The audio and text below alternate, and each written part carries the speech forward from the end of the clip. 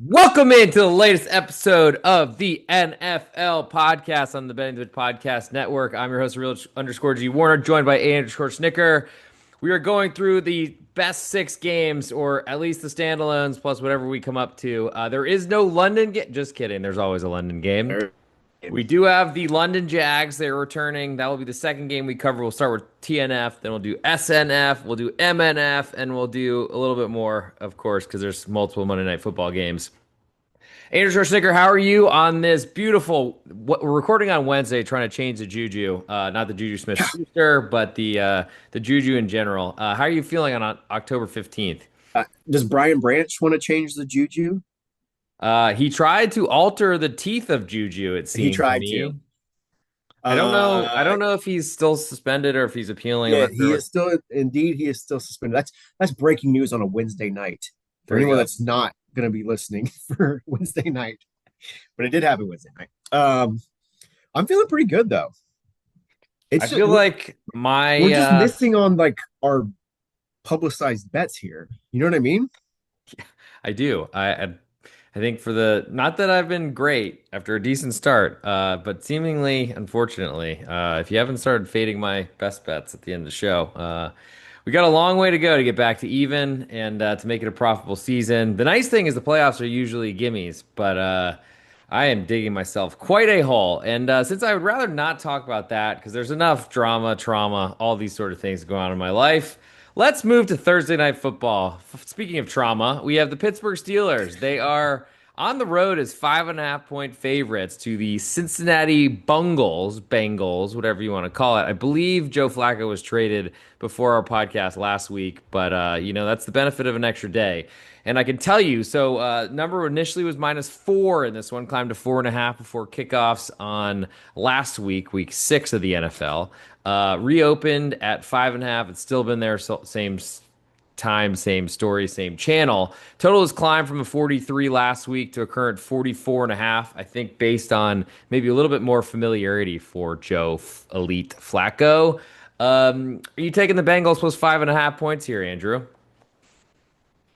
It seems pretty enticing to do so. A quick little numbers play. Um, so the Bengals went to Denver a couple weeks ago, and it was Jake Browning. They go to Denver and they're 7 point underdogs, 7.5 point underdogs is how it closes. They get blown out. It was not that close, right? What I'm struggling here is that we've got the Steelers on the road in the division, and they're 5.5 point favorites. So it moved from 4, which I actually think is pretty spot on. So now we're at 5.5. If we do the math, pull that out, that would say that the Steelers are what 1.5, 2 point favorites um, on a neutral against the Broncos. That's not where I'm at. I don't That's not where I agree. would be.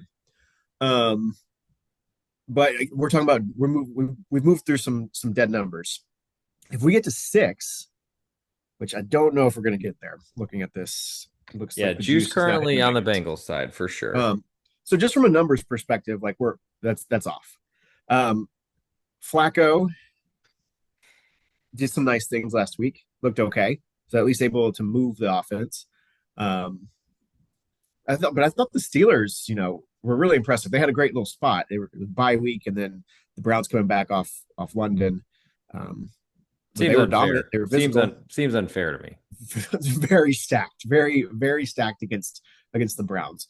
Um, I what did you take away from like the Bengals? Decent effort, getting kind of close against the Packers. Uh, I think I'm more concerned about the Packers than I'm a believer in the Bengals. I do think that they improved their quarterback from the worst possible thing, uh, especially for all the fantasy analysts who are saying, yeah, Jake Browning was a worthy pickup. Just he's going to pick up right where Joe Burrow left off. They didn't really say that, but it kind of felt like it was pretty positive, and he's been maybe the worst quarterback I've ever seen. So, um, any sort of improvement is an improvement there. I think the Steelers are still very, very difficult for me to handicap. I don't know that I've trusted anything I've seen from Aaron Rodgers for 3 seasons, maybe longer. He's also a very popular fantasy pickup for this week, I think, because the Cincinnati Bengals defense is a sieve. But at this point, I think the Steelers defense is what we've known them to be so good at for so long, and they've been winning turnover battles. But I don't know that that's something they can keep going. So in division, Thursday night football, really quick turnaround. That's not a great setup, though. The Steelers probably have a Yeah. little bit of rest advantage with the bye from a couple weeks ago. I'm not a road favorite player, so unless there's absolutely no home field advantage or something like that, which is reserved for Las Vegas and maybe not even Los Angeles teams now. But I don't know how much the crowd cares about this game. There's probably going to be some hoo days in the beginning, but if things don't start well, then probably it's not going to end well for Cincinnati. Yeah. And I feel like they need to get some good stuff to get the crowd into it. And those two wins to start the year, maybe not in a row, but still they have two next to their name. That was incredible and still gives Cincinnati some life. I don't Sure. know if it's enough, but I'm not backing the Steelers here. Would love to see this number climb to get more interested in the Bengals. I just don't know what Yeah. number it would take because six is nice and I mean, I don't know that six to me it's certainly more key than 5.5, but I don't know if it's that different to me than just betting a home underdog and hoping they either win, it's the ideal, or that they play a close game Hmm. and hang on and there are no pitchy woo woos at the end. Now So we'll move I, to London hold on, unless you have one hold more on. thing to Before we say. go, Yeah, just go ahead. just one. Sure. I want to see the Steelers defense tested. And I think the Bengals with Flacco is kind of turning into the new Jameis Winston, where we're just gonna bombs away, chuck and duck. I actually think that might work pretty well against the Steelers. They haven't been tested in that way. Um, and I actually felt against the Browns there were opportunities. The Browns just like could not get out of their own way and did not play with tempo. So yeah, this would be a rare case where you could make a play on the over on a Thursday night. Not Ooh. recommending that, not saying that is the play, especially in division, but you could make that case because I think the Steelers defense is probably getting a little too much credit. 44.5 is that total. Move to London, where the Los Angeles Rams of Londonheim, they are 3-point favorites to the Jacksonville, or in this case, London Jags. Total in this one is 45. In terms of movement, we saw an open at 3.5, at least when I first tracked it. Fell to 3, went back to 3.5, then reopened at this current 3. Total was as high as 47, open 46.5, and is all the way down to 45. I'm thinking a Puka Nakua absence has something to do with this. Best receiver in football, according to everyone in the world that speaks about fantasy football on airwaves, as Addison Barger launches one to right field, and Nick Castellanos as well. I think we'll go back to the NFL because that's what this podcast is about. How do you feel about the Rams right now? Just are they? Because I got to say, sitting next to the guy rooting for Matthew Stafford this weekend and not on one of the TVs we could see, he was like, Stafford still has -1 points, and we're about to be at halftime. So there wasn't really a lot of love there. Good win in Baltimore, but do we believe in this Rams team? Because they got a pretty big upset loss at home on a Thursday night to a dead San Francisco 49ers Sure. team, so or at least a very injured one. So I wonder if the Sean McVay love it seems deserved, but I don't know that the team is really that great. Or maybe it is. What do you think? I think that they probably got a little too much credit. Even that game against the Eagles, they're up 26-7. Uh, People are I starting to tried not to question bring actually. that up, but it seems to come up every It's yeah, podcast. you just got to lean into those at this point. But like, Yeah, nothing um, happened at the end though. no, but I think like people are starting to question what the Eagles are. We've certainly questioned what they are early in the I season. mean, all these So supposed good teams. I'm wearing the shirt of one. Now Super Bowl yeah, favorites apparently. I don't know where. I don't know. I mean, I think we know who's bad. yes, I I, don't know that I we think know who's good. I think we know. I think the teams that have been the most impressive, which could lean into good, Tampa would be at the top of my list for teams that I'm like, wow, they look Well, good. They've handled adversity, let's see if we just get to them because they do piles. have a pretty important Monday night feature to Yeah. this game. So let's stay with Okay. I don't. Rams Yeah. Okay. I don't Jaguars. want to go. Let's. I know. Although I think that's a fun exercise to look at and be like, okay, who do we think are the actual good teams? I think the Rams are a good team. Um, 17-3 against Baltimore doesn't inspire a lot of confidence. Ravens did get a little bit healthier. They had some guys back in the secondary. I think it's funny. Matthew Stafford's like hasn't been a good fantasy quarterback in years, but I understand the play. You're playing against this Ravens defense. It's been really bad. Um, so like to me, I that even that number weirded me out. Like that it was 7, which is the same number that we had with the Texans the week before. I was like, huh, interesting, or pretty close to 7. I think the Texans closed, right? Yeah, I think so. Um, I can look. like that made me uncomfortable, and really the Rams could have, or the Ravens really could have covered. And then the week before that is the 49ers game. So yeah, there's probably a little bit too much love for the Rams. Let's probably knock them back down to earth. This is a pretty good spot. I think everyone's still remembering what we saw from the Jags on Monday night against those Chiefs. Um, and yeah, like they're just still like I think a year away. Trevor Lawrence is running for his life back there. I'd assume that the Rams would be able to get a lot of pressure on him. And these international games are usually pretty weird. At least this is like a decent matchup. Do you have any I leads for it? mean, it can't be much worse than the last few. Um, Jets Broncos was that's as bad as it's I gonna mean, get. it's amazing. I guess the NFL just knows that they're so popular overseas that people in rainbows of uniforms will buy them probably and then go to the games, but they send the absolute worst teams over there possible. I mean, Patrick Mahomes going to Frankfurt last year or Munich or something like that was surprising, but I think you're spot on with Trevor Lawrence. He does not seem like a quarterback I want to trust. The Jaguars somehow line moved all over the place with the Seahawks last weekend. Early Yeah. start for Seattle, couldn't block anybody, as you said. And Jags, I mean, it was a tough spot coming off Monday Night Football, but it didn't look great.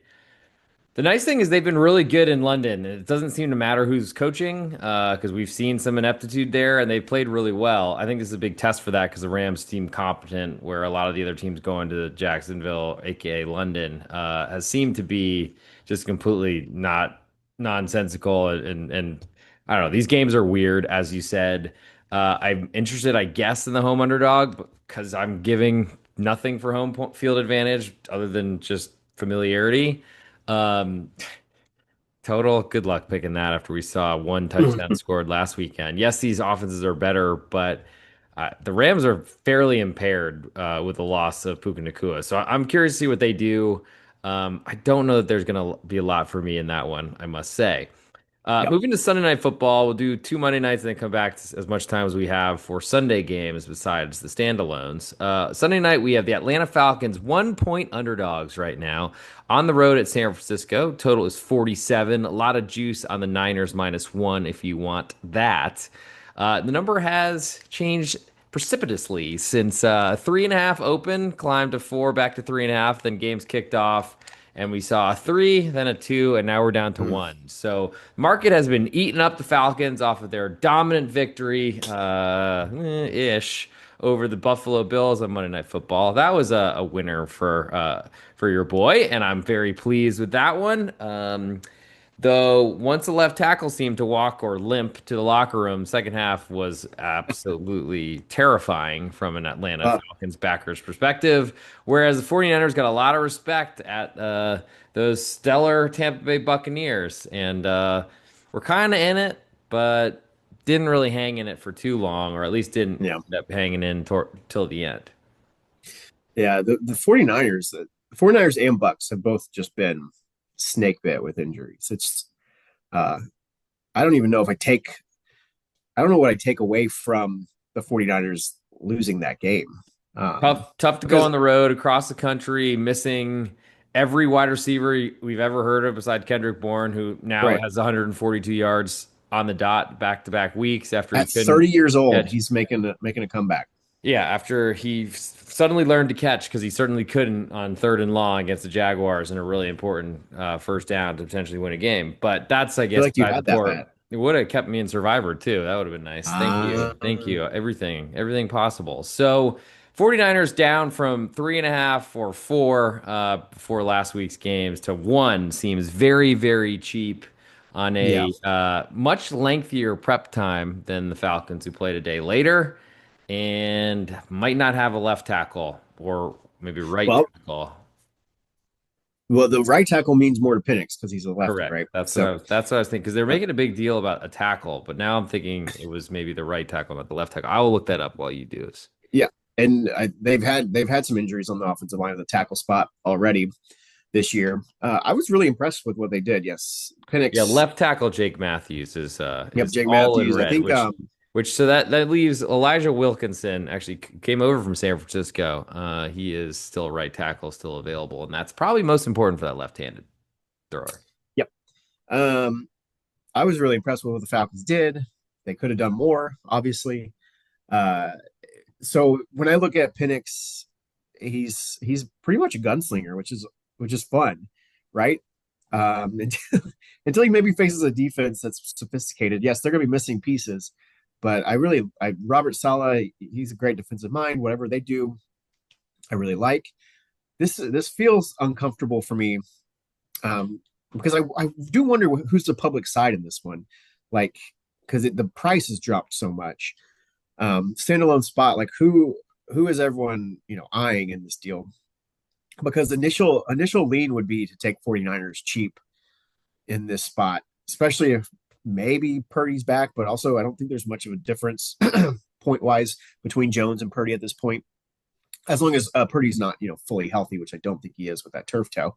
Um, but yeah, the injuries to the receivers. Juwan Jennings has like 4 or 5 broken ribs, ankle issue, all sorts of problems. Pearsall's been potentially practicing a little bit this week, so they could get someone back. I think this is like a pretty nice buy low and then sell high opportunity with the Falcons and 49ers, both coming off of, you know, really drastic differences. The standalone spot for the Falcons where they knock off the Bills and a depleted defensive Bills team. So, yeah, I like the 49ers in this spot. Yeah, I think the hard to say where the public will be. Sunday Night Football, as most people are trying to pay their bookies or avoid it, I would think the team that's more likely to win, which looks like the minus 141 money line on the 49ers. But I mean, if this number keeps falling, and it possibly can because of how different the performances of these two teams were, an upset victory and a non-cover from an underdog in a double-digit loss. I mean, there's certainly some, I think, truth to the 49ers being better at home. I don't know that there is that much of a home field advantage here, but it's a pretty long trip from Atlanta to San Francisco. And the 49ers did a similar trip the day before. And Falcons probably didn't leave till, I gotta say, Tuesday morning, I would assume. And probably arrived in San Francisco maybe in the afternoon on Tuesday or maybe early They Tuesday. I would assume they practice in Atlanta then traveled. Well, because usually they get the day off after the game, and I would expect for a travel day that they would be moving that way. I think there's a good chance the 49ers I think they have a much better coaching staff. It just depends how healthy they are because at a certain point with cluster injuries, while it might be at certain positions means less than others, wide receiver seems to be a really important one for that. And we did see the Falcons completely go into a handbasket with their offense in the second half after a left tackle protecting the non-blind side. So I think 49ers look very interesting to me, as you said. Move to Monday, we have 2 games. Still don't understand why we're doing this, but at least they're spread out time-wise this time. Tampa Bay Buccaneers, 5.5-point underdogs at the Detroit Lions, and Andrew Schwarzenegger may wax poetic on MVP candidate Baker Mayfield. Total in this one is 52.5. We had the Bucks at opening 4.5, and then reopening the same price, climbing to 5, then 5.5. Total has stuck right about the same. We saw a little 53 action for a second, but we're back to 52.5.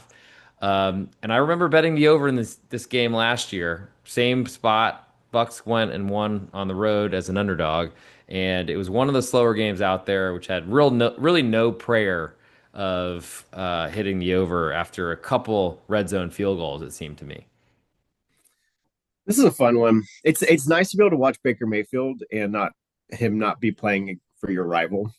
I You know what I agree. mean? Like I you agree. can I be like, like oh him a wow, lot more he's now. That's for sure. he's really good. Except for that Yeah, time it's the security shoved me out of the way at the Kentucky Derby to let him and his girlfriend in. That was not my favorite. But that's um, that's rude. I Uh, haven't had a lot of good run-ins with Baker Mayfield, and then he's been keeping me solvent for this entire season. So that I it's been appreciate. But great.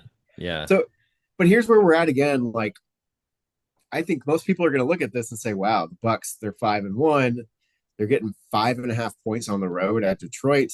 They were getting 3.5 against Seattle. So that's saying Seattle, that's saying Detroit's a 2-point favorite in a neutral against Seattle. Hmm. Interesting. A lot of weird, like the numbers part, we're getting to that stage where it's like having to evaluate like where your power rankings at, where things are changing based off of what we've seen for a month and a half. And so these are the times where like, okay, are you trusting what you came into the season with? How much are you adjusting? It feels uncomfortable because I think most times I'd be like, wow, yeah, give me the Bucks this whole year. Give me the Bucks plus the points. Um, Although, am I missing something here? Like, is this too obvious? Is this like, No, no, the Lions were the darling. I mean, they went in, were a surprising, I thought, underdog on the road to Kansas City after Philadelphia closed the favorite there, and yeah, Lions were playing well. You brought up some great points on our last episode of the Betting the Pitch podcast that covers the NFL. You can find us on Apple Podcasts and on Spotify, 5-star reviews, and of course, nice comments are always accepted, especially when you tell me I'm the greatest thing since sliced bread, even though my record this season will certainly disagree with that. If you want to catch us on YouTube at the real underscore G Warner and on the Instagram at the real underscore G Warner, if you want the summarized clips of our best bets coming end of show. Um, I think the Bucks are extremely talented. They've been a gold mine. It does make me feel like this number is a little bit inflated, and that the Bucks have to be the more popular side. The Lions have killed a lot of teams at home, but you mentioned they've beaten some not exactly murderers row, put it that way. And so, and I think we saw from a game against the Chiefs that yes, the Lions were away from home, but they had a couple of miscues to say the least. Jared Goff, I mean, Dave Montgomery almost threw an interception, but Jared Goff bumbled it in the end zone, found some way to catch it off of the defender, but hadn't set himself correctly or before he went in motion. pushing, Um, yeah, something. yeah, I mean, and nice that they never threw a flag, but somehow they got buzzed down Yeah, to call a penalty, which yeah, that was didn't weird. seem like something that you could do ever in the NFL till now. But I'd rather them get the play right. So I can't talk out of both sides of my mouth there because Crosby will come kill me. I think the Lions. I mean, tell me if you felt this way about the Chiefs game, but Lions started out about as well as you could, marched down the field, scored a touchdown, got called back, ended up kicking a field goal. But I felt like when they weren't killing somebody, which they do have the ability to do that, and I respect Dan Campbell for it, but if they can't kill you, like they were not able to keep up scoring with Patrick Mahomes and the Chiefs offense that's not looked good for 4 years now. It's looked probably the best I can recall this season and this past week than it has in the past. But Yep. Lions had a lot of, I mean, missed a cornerback. Now we'll miss another one, it looks like, for this game this weekend or on Monday night. So I don't know that I'm really seeing that much from the Lions defense, which I think certainly bled into why they killed teams so much in the past. It was, I think, mainly their offense, but their defense certainly deserves some credit for that. Um, but if this is a shootout, the Lions trying to pull away seems like it's going to really come down to how efficient their offense can be and what trick plays will actually work. Maybe Yeah. Ross St. Brown won't drop a fourth down conversion that hits him in the hands this week, but Yeah. Bucks can score. We know that. So why do we think the Lions defense will slow the Bucks offense? Yeah, we don't. Even with the fourth, fifth, sixth, seventh, eighth options at receiver for the Bucks, it doesn't seem to really matter. Also, Sterling Shepard has a great connection. The Sterling Shepard Mayfield connection goes back to the Another DeOU one of days. our favorites. Yeah. Yeah, like so. I mean, it doesn't seem to matter. He's got rapport with those guys, and he's finding the open man no matter what. Uh, the Lions, if their secondary is going to be as bad as it was, and obviously Brian Branch is going to be for sure out, those injuries are still an issue. Some of those guys are on IR, so they're definitely not coming back this week. The total is huge, like 52 and a half, but some of this is like everyone's going to be on that. It's Monday night. We all know what these two offenses are capable of, but it's also hard to like see that they don't get to 54, 55, 56 just because it's a home game for the Lions. They're running the ball so well. This is where Goff is comfortable. Bucks have similar issues injury wise, and then Mayfield's playing out of his mind against a secondary that's terrible. I think it was Collinsworth or Tarico on Sunday night was talking about how the Lions went into the Chiefs game saying to win this game we have to score 30 points. that's the type of urgency and type of message that they're sending to their team, knowing that their defense can't stop anybody. So again, like looking at this total, it's hard for me to see either. Normally you can correlate one team to the under, one team to the over. It's hard for me to see how either of these teams, I think they're both correlated to the over. So Well, I competitive don't. game certainly reflects that and would help if the Bucks are going punch for punch with the Lions. That 52 and a half is going to look pretty small. I'm guessing you're saying this closes higher than 52 and a half on the total. Yeah, which is going to make like it's going to be very obvious. All the numbers, all the data saying once you get this high that you should just take the under and not watch and not stress about it. But the strategy, and I think that's the best. That's honestly the best strategy. If you ever take an under, just don't watch. Like Yeah, we like only have don't so watch many it years live. left. I like to have a little stress in my stomach and make Yeah, myself want just to just vomit go back for 3 hours like at a after the time. game's over, check the score, see if you hit, and then then you can go back and watch. Like there's playing an under is like the most unnecessary stress. That'll never be me, but thank you for maybe someone listening will be able to Just take that looking out for you, advice. man. Once you stick Last around for a last couple game more, on our list that we have to cover before we get to some others. we have to The cover. Houston Texans now down to 3-point underdogs on the road at Seattle. Total is 41. We initially saw a three here, which seemed pretty small to me. We've seen it as high as 3.5 after a reopen of the games were played. Total was 42, dropped all the way to 40 and a half. Now we're back up to 41. Where is all this Houston? Where have all the Cowboys gone? We might see that in a little bit. Where has all this Houston love come from? I guess you're buying that. What? What could we be Hold buying? on, hold on, hold on. I can explain this out. Okay, so Texans off a bye, Okay, that's helpful. all off season, and even in the early parts. And if anyone's listening to this pod, you know how I feel about the Texans and their coaching staff. I despise them. I get angry thinking about this coaching staff and the waste that they're doing to this team. Do you? Like You it's get angry. like it's ridiculous what they're doing. This team is so talented. It's a joke Is what's it? going on. Is it? Yes, yes. It's so talented. The offensive line is not very good. The Okay. offensive line's pretty bad. Every other piece, very, very Okay, good. because that Very, very seems good. to, okay. I mean, they could have talent, but how well can talent work without an offensive line? Not very Okay, well. yes, that's kind of where we're getting at. But like again, the head coach is a defensive minded coach. He's got all the talent in the world on that side of the ball, and the lack of creativity makes me want to scream.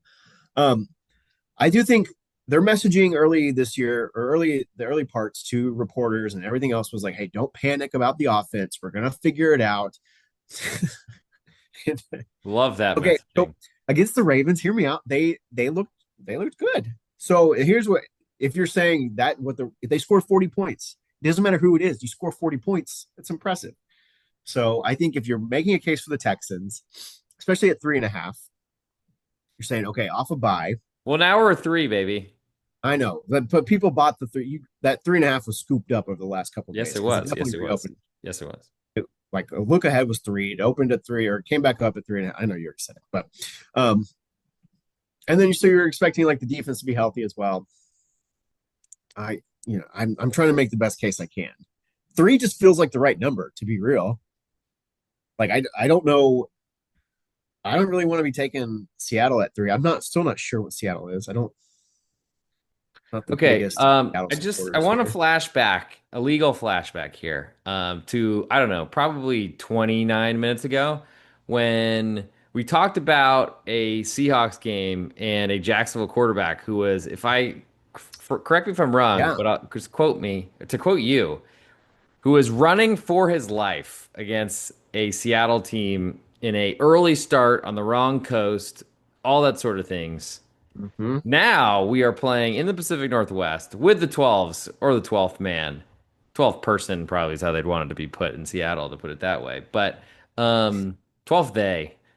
Shout out Billy Weston. I think we've seen that problem for the Texans far more than we've seen it for the Jaguars this season. So that seems like a big, big problem. Nico Collins seems great.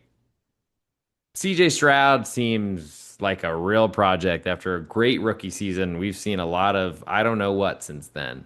We talked about how the Texans defense is not really the prom queen out there because they have a lot of talent, I guess, but they don't like to do much.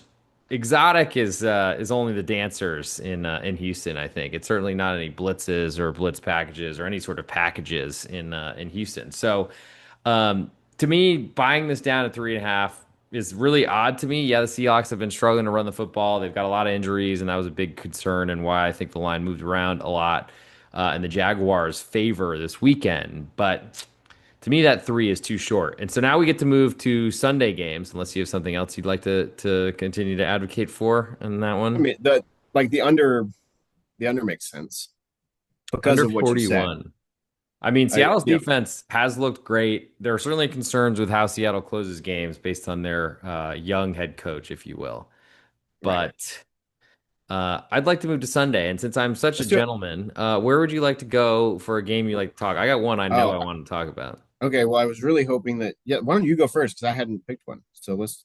I appreciate Let's that go offer, but to a 3:25 Central Time, God's time, if you will, 4:25 Eastern. The Washington Commanders, a 1 point favorite with all the juice right now on the road at the Dallas Cowboys. Total is 54.5. So we were talking about a Tampa Bay and Detroit total that was very large. In terms of look aheads, we had Washington -2, then up to 2.5. Total was 52.5, up to 53.5. Reopened the same 2.5 and 53.5. We've now come down, shot down. Cowboys getting bet. Total was all the way up to 55.5. First number that I saw debuted at Bet Online, now down to 54.5. So we've seen some buyback on the under, to say the least, and a lot of buyback on the Cowboys, though not exactly the biggest or most important numbers from 2.5 down to 1. How about them Cowboys? so my takeaway from Washington. Well, I guess okay. You asked how about the Cowboys. So the total against the Panthers 57. Could not stop Rico Dowdle. Um, and that's 50. That's hitting the peak right there, right?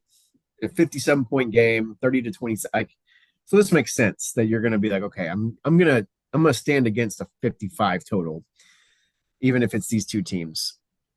Wait, to me, it kind of feel like I know what the Cowboys are. They're able to run the ball. Dak and Brian Schottenheimer are really doing a really great job, like leading that offense. George Pickens is probably a 1A and 1B with CD Lamb when he's healthy. Although the target you can't feed that many targets to both those guys. Um, and then the defense, man, it would be really great if they had a pass rusher. Um, it Nope, would be too so awesome expensive. Nope. if they had a pass rusher. And I know like that's a joke that's being said everywhere, but it's just the truth at this point. Um, If only they had some like tag or something like that they could put on someone, and then yeah, yeah, like their defense cannot, but like they can't get a pass rush really against any quality offensive line. The Commanders have a really good offensive line. And then that secondary just gets exposed. But like most secondaries in the NFL will get exposed if you don't have a pass rush. They can't stop the run. However, like this is still uncomfortable. Like they played Washington really well last year. It's a division game. It's in Arlington.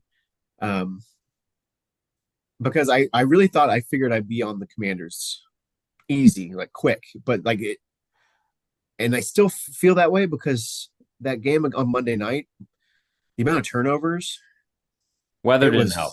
Weather did the not help. weather did not help. But like Jane Daniels turns the ball over while the Commanders are marching in for a touchdown early in the game. The Ja'Cory Krosky Merritt fumble leads to a touchdown for the Bears. Like the Bears scored 13 of their points off turnovers. The Commanders gave up at least a field goal on the other side. Um, I actually think if that's a clean game, Washington covers. And we're probably looking at closer to 3 on reopen, given the two results. Um, So you see some value on the Commanders. I do. What game would you like to discuss as we're kind of running out of the Are we low? How low are we? I was we're a just little oh low. man, We're we a got little all we're a little right. low. We're a little low. Well, okay, so we're doing 7. We're gonna do 7 this week. Yeah, let's give Okay, them an extra 7 pack because it's gonna 7 pack. the One for seventh the the road. seventh time is a charm for me in best bets. Yeah. All right. Let's go to the nooner. Eagles at the Vikings. What's your read Oh, there? oh, Eagles 1 point favorite with all the juice right now. Total is 44. In terms of where this number has gone, the Eagles were -3 at one point. Reopened -2.5. Now they're down to one. Total has been as low as 43, as high as 44. The Eagles are one tantrum away from. I mean, we saw this when they basically quit on Sirianni against the Bucks in the playoffs a couple seasons ago. Now we're in week 7, so we've got a long way to go. Nothing seems like it's working. We got in a world of CTE and concussion protocols, we have a wide receiver saying he can't recall meetings for Mm, 3 hours in a parking lot. That didn't go great. But the nice part is I don't even know who's starting for the Vikings. Is it McCarthy? Is it Wentz's shoulders really banged up? Is it some third string quarterback I literally had never heard the name of before until today? And the Vikings are a slight 1 point underdog at home. The Vikings play well at home. It's a little different, I guess, in the daytime, but they seem to play well during that time period as well. Um, I don't know who's laying points with the Eagles right now away from home. But this is not the worst team to come up against. You just got to really worry about the Vikings pass rush and their yeah. blitzes because we know it's going to happen. But if we know it, the Eagles should know it, and the Eagles are pretty good at maintaining ball control. I think we see a low scoring game here. What you know about Max Brosmer? I don't. He sounds like an Idaho Vandal if I had to come up with one. No, he's a Minnesota Golden Gopher. He Oh, I actually hometown boy. he had a little bit of spark to him with Minnesota, like the Gophers last year. I actually I After like I die, I hope people say, he had a little bit of spark to him. he had a little spark to him. Yeah, it's still weird though, right? It's telling that the Vikings with the quarterback situation totally uncertain. The Vikings are a 1 point underdog. And the Like fact that we even have a number. Most of the times, these sports books are that's really true. scared to get hit with a Gutsy. bunch of parlays, teasers, all these sort of things. But they seem to not Gutsy. care. It's almost like they're asking for some Eagles money right now. It is like that, or is it just like let's just set it here and see what happens, and once we get more clarity, we'll Yeah. swing it Or if we wildly. develop a huge liability, maybe we go Sure. and take this one Yeah. down. Yeah. So that does it for this episode, the Week 7 edition of the NFL podcast and the Betting Pitch Podcast Network. Now it's time for best bets. So we're going to toss it over to _Schnicker because he's about to lead us to the promised land. I'm feeling a 2-0 this week. I feel pretty good about that as well. We've been hemming and hawing over our best bets over the first start of the year. It's been tough. It's been a difficult start. And we're not going to overthink it anymore. We talked about this game. I don't care if it's the public side. This is the side that I'll be on. Um, let's go, and we're gonna go Monday night. Let's go over 52.5 with Tampa Bay Bucks and Detroit Lions. That's my best bet. That's gonna be a winner. We're going to see some points in Ford Field, on Ford Field, all over Ford's, any in the Ford City. For That's my right. best bet, the real_G Warner across all social media platforms. Check out patreon.com/real_G Warner if you want all my plays. I mean, the soccer season has been awesome, and I'm trying to keep that going as long as possible. There are a million games. So if you want to bet every day, you could find one at the real_G Warner on Patreon or just Twitter if you want that too. For my best bet, I'm looking on the bright side and sitting next to a woman in a black and blue jersey this weekend. She was very, very pumped about a very, very big upset victory, which a lot of people were happy to wear Carolina Panthers colors this weekend. They are a 1 point favorite on the road at the New York Jets. Totals 41.5 here. The Jets, Jets. Just things can't go well for the Panthers. There are two things in this world that are winless. There are a lot of things, but just two. Jets +1. Let's go. Justin Fields or whoever backs him up comes in to replace him. We're going Jets +1 to join the Buccaneers over 52.5 on the road in Detroit. And we'll see you next week on the next episode of the Betting the Pitch NFL podcast. Thank you for joining. Make sure you go follow _Schnicker on Twitter and on Instagram, except he doesn't have that.